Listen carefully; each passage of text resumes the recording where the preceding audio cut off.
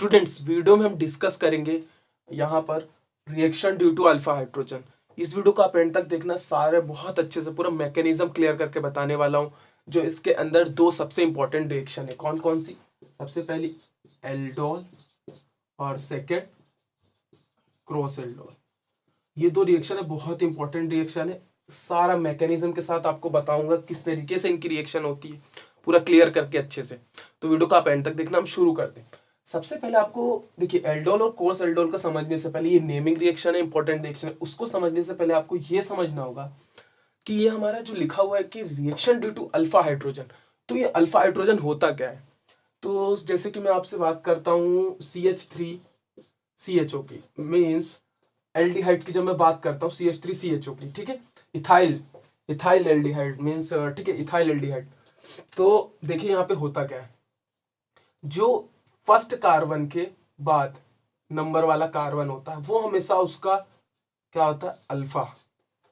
ठीक है, अल्फा होता है कौन सा? जहां पर देखिए, जिस कार्बन पर कोई भी फंक्शनल ग्रुप होता है उसके बाद वाला कार्बन हमेशा अल्फा, उसके दूसरे नंबर वाला हमेशा बीटा, और भी होते हैं। ठीक है, अल्फा बीटा गामा इस टाइप से कार्बन होते हैं। जैसे कि इसका स्ट्रक्चर कैसा होता है? CH3C डबल बॉन्ड OH होता है। अब इसमें फंक्शनल ग्रुप लगा है तो उस कार्बन के जस्ट बाद वाला जो कार्बन है वो हमारा अल्फा हो गया। ठीक है, अब ये जो नंबर का कार्बन है इसी पे जो है हमें सारी चीजें देखनी है और ये चीजें कैसी होती है। अब हम आते हैं एल्डोल रिएक्शन पे। ठीक है, तो वीडियो को आप एंड तक देख रहे रहना, बहुत अच्छे से चीज आपको क्लियर करने वाला हूं। तो हम बात करते हैं एल्डोल की। ठीक है, एल्डोल रिएक्शन की बात कर लेते हैं। देखिए होता क्या है इसमें। सबसे पहले इसमें देखिए आपको ये चीज समझना होगा कि यहाँ पर एल्डोल में क्या होता है कि एक ही सॉल्यूशन की बात करते हैं हम हमेशा। एल्डोल रिएक्शन में क्या होगा, जैसे कि हमने एक सॉल्यूशन लिया CH3CHO का, मींस ये हमने क्या लिया? इथेनल। ठीक है, इथेनल हमने लिया है। ठीक है, इथाइल एल्डिहाइड यानी इथेनल हमने ये लिया। तो जो हमने ये इथेनॉल लिया है, ये क्या होगा कि आपस में ही रिएक्शन करेगा। अब ये आपस में रिएक्शन कैसे करेगा एल्डोल रिएक्शन में? देखिए सबसे पहले क्या होता है कि जो हमारा CH3 होता है, इसका हम स्ट्रक्चर बनाए CH3C डबल बॉन्ड O और H। सबसे पहले ये क्या करता है कि इसकी हम यहाँ पर डाइल्यूट NaOH के साथ, अगर देखिए सॉल्यूशन था इसका, मीन्स इथेनॉल था, उसमें हमने ये वहां पर मिक्स किया। ठीक है, अब जब हम इसको मिक्स करेंगे तो ये क्या बनाता है, जो इसका यहां पर इस डबल बॉन्ड ये होगा, और ठीक है, जब ये यहां पर जाएगा तो देखिए किस तरीके से CH3C, यहां पर क्या होगा? सिंगल बॉन्ड, और यहां पर क्या होगा? H। अब क्या होगा इस केस में कि जब यहां पर ऊपर चला जाएगा तो यहां पे क्या होगा? देखिए जो कार्बन है उसके पास 3 बॉन्ड बनी, और आपको ये पता है कि कार्बन में से 4 बॉन्ड बनाता है। तो यहाँ का जो एक हाइड्रोजन है वो रिप्लेस हो जाएगा और CH2 हो जाएगा, और यहाँ पे एक डबल बॉन्ड आ जाएगी।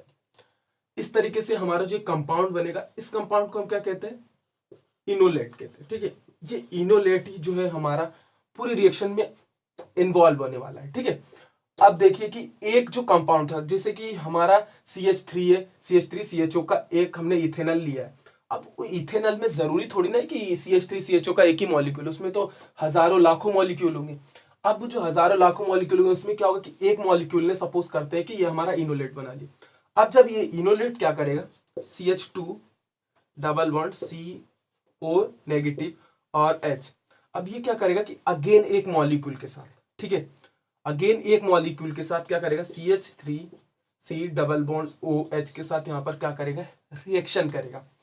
अब जब इसके साथ ये रिएक्शन करेगा, देखिए थोड़ी सी बड़ी है, ये मैकेनिज्म बता रहा हूं आपको, बहुत अच्छे से क्लियर करके बताने वाला हूं कि कैसी चीजें होती है।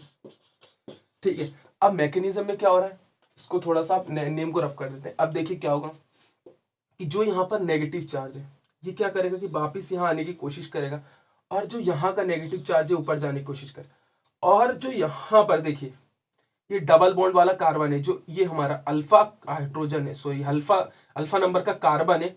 ठीक है, ये क्या करेगा, यहां पर देखिए ये इस तरीके से ये वाले कार्बन पर अटैक करेगा। ठीक है, और जब इस वाले कार्बन पर अटैक करेगा, देखिए तो इसका स्ट्रक्चर कैसे बनेगा, मैं लिख देता हूं।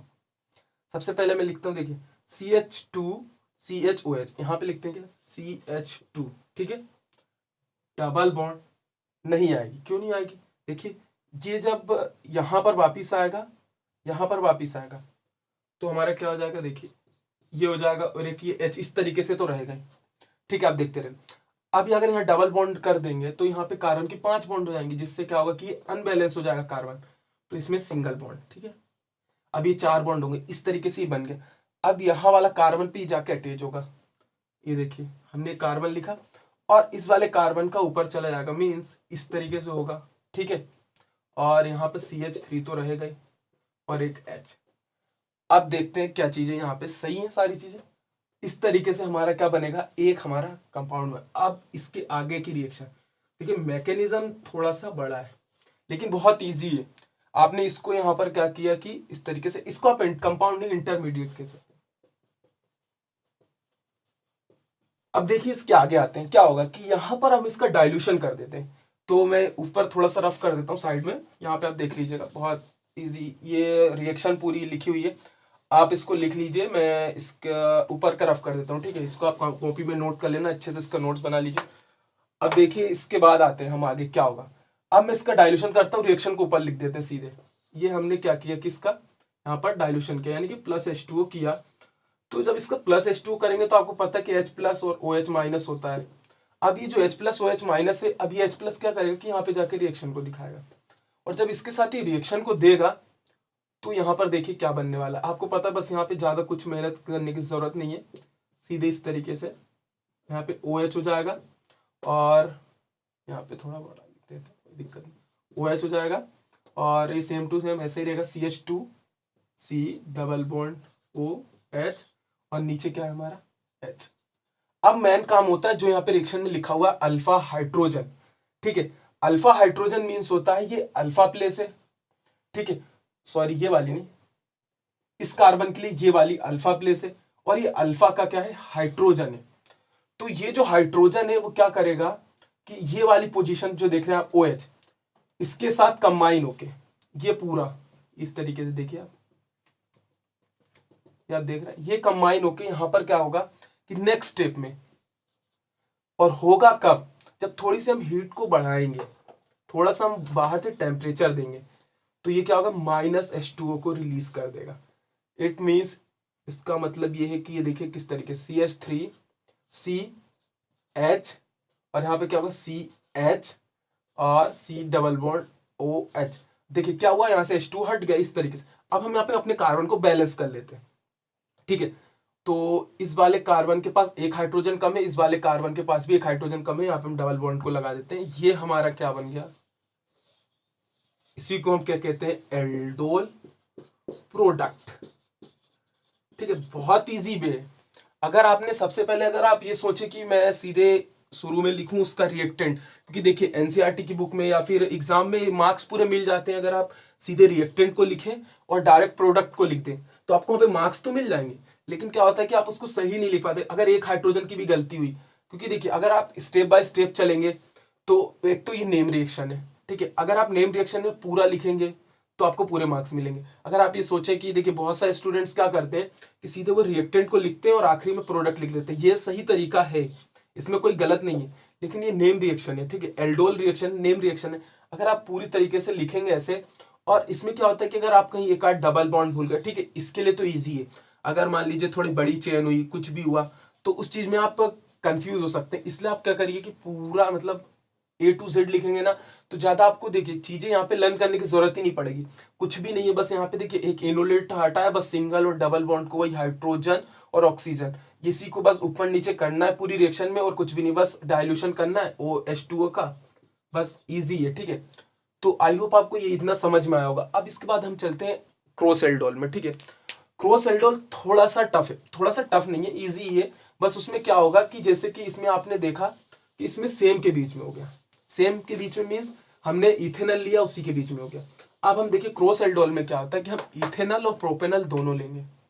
ठीक है, इथेनॉल और प्रोपेन, जब इथेनॉल और प्रोपेनॉल दोनों लेंगे तो क्या होगा, दो तरीके से रिएक्शन होंगे। ठीक है, सबसे पहले अगर हमने इथेनॉल लिया यानी कि CH3CHO लिया, तो एक बार इनोलेट इसका बनेगा, और इसी तरीके से सेम अगर हम पहले प्रोपेनल को लें, यानी कि 1 मॉलिक्यूल ऑफ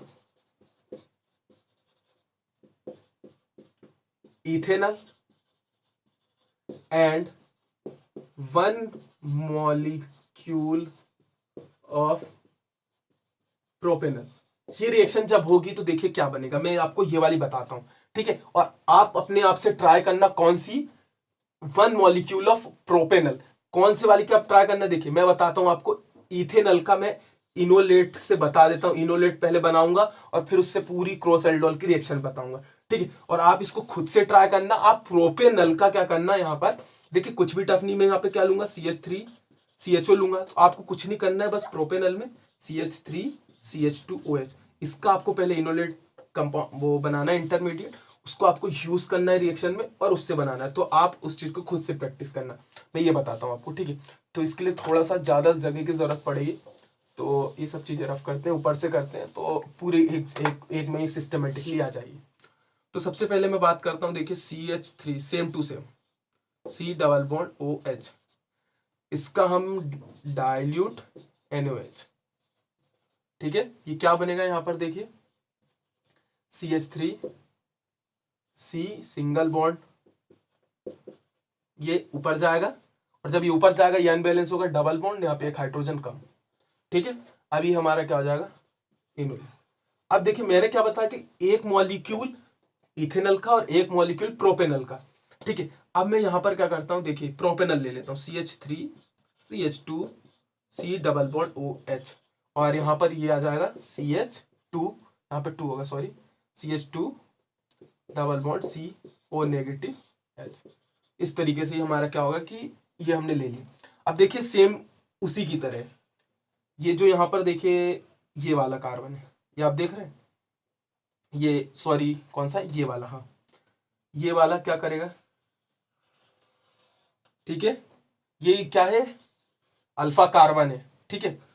तो ये यहाँ पे क्या करेगा, इस कार्बन पर अटैक करेगा, और जब इस कार्बन पर अटैक करेगा तो सेम उसी की तरह कैसा प्रोडक्ट बनाएगा ये, देखिए ये लिख देता हूँ मैं, और ये मैंने आपको बताया नहीं, ये ऊपर की ओर जाएगा, ठीक है, आगे लिख दूंगा मैं, और ये यहाँ पर आएगा। तो कैसा बनेगा, यहां से देखिए, यहां से शुरू करते हैं, CH2 डबल बॉन्ड C, एक और आ जाएगा, ठीक है, ये नीचे आ गया, और यहाँ पर H। अब ये यहाँ पे मैंने फिर आपको बताया कार्बन अनबैलेंस, तो यहाँ से डबल बॉन्ड हट जाएगी, ठीक है। अब देखते हैं, आगे बढ़ते हैं, अब क्या होगा, ये आया, ठीक है, C, उसके ऊपर O, और यहाँ से देखिए एरो बना है, मतलब सिंगल बॉन्ड आएगी, और यहाँ पे नेगेटिव चार्ज आएगा, ठीक है। और यहाँ पर क्या होगा, एक H तो रहेगा, इधर क्या होगा, CH3CH2, ठीक है। तो इस तरीके से हमारा क्या बनेगा, नंबर 1, मतलब ये इंटरमीडिएट। अब इसके बाद कुछ नहीं करना है, यहाँ पे H2O यानी डाइल्यूशन करना है, डाइल्यूशन कह सकते हैं, H2O का एडिशन, कुछ भी आप कह सकते हैं, ठीक है।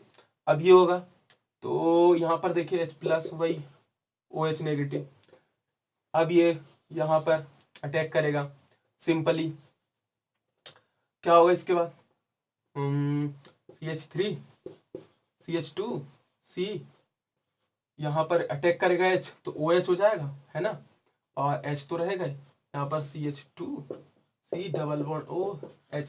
अब ये क्या होगा उसके बाद, थोड़ी सी हम इसको हीट देंगे, ठीक है, और तो ये क्या करेगा, यहाँ पर H2O को रिलीज कर देगा। क्यों रिलीज कर देगा, फिर वही बात आ गई, ये अल्फा कार्बन पे ये अल्फा हाइड्रोजन है, अब ये क्या करेगा कि यहाँ का OH को अपना एक H देके यहाँ पे रिप्लेसमेंट कर देगा, -H2 लगा दिया मैंने, देखिए क्या बनेगा, CH3CH2C, कुछ नहीं होगा ऊपर, CH, क्योंकि एक चला गया, एक सिंगल बचेगा, HCOH, ठीक है। अब इसको हम यहाँ पर एक H आएगा, अब इसको हम बैलेंस कर लेते हैं, बैलेंस कैसे होगा, देखिए इसके पास भी 3 कार्बन, और इसके पास भी सॉरी हाइड्रोजन, इसके पास भी 1 2 3 हाइड्रोजन, यहाँ डबल बॉन्ड कर देते हैं। इस तरीके से हमारा ये जो बनेगा, ये हमारा क्या होगा, क्रॉस एल्डोल प्रोडक्ट फ्रॉम, यहाँ पे लिखता हूं, फ्रॉम 1 मॉलिक्यूल ऑफ पहले इथेनॉल लिया, इथेनॉल एंड प्रोपेनॉल। तो और जो आपको दूसरा करना है, मैंने होमवर्क की तरह आपको दिया है, आप करना चाहें तो कर सकते हैं, इससे आपका पूरा क्लियर हो जाएगा, ठीक है। तो आपको वहां पे क्या करना है कि सबसे पहले आपको जो यह प्रोपेनॉल को मैंने बाद में लिया, तो प्रोपेनॉल को आपको यहाँ पर ये बनाना है और उसके बाद रिएक्शन करनी है, ठीक है। तो आई होप आपको ये जो मैंने वीडियो बताया, इस वीडियो को मैंने बहुत ईजी करने की कोशिश की है। तो वीडियो अगर अच्छा लगा, चीजें समझ में आई हो, तो वीडियो को लाइक और चैनल को सब्सक्राइब जरूर करें। इस वीडियो को यही खत्म करते हैं, मिलते हैं ऐसी नेक्स्ट वीडियो के साथ। Make easy learn easy.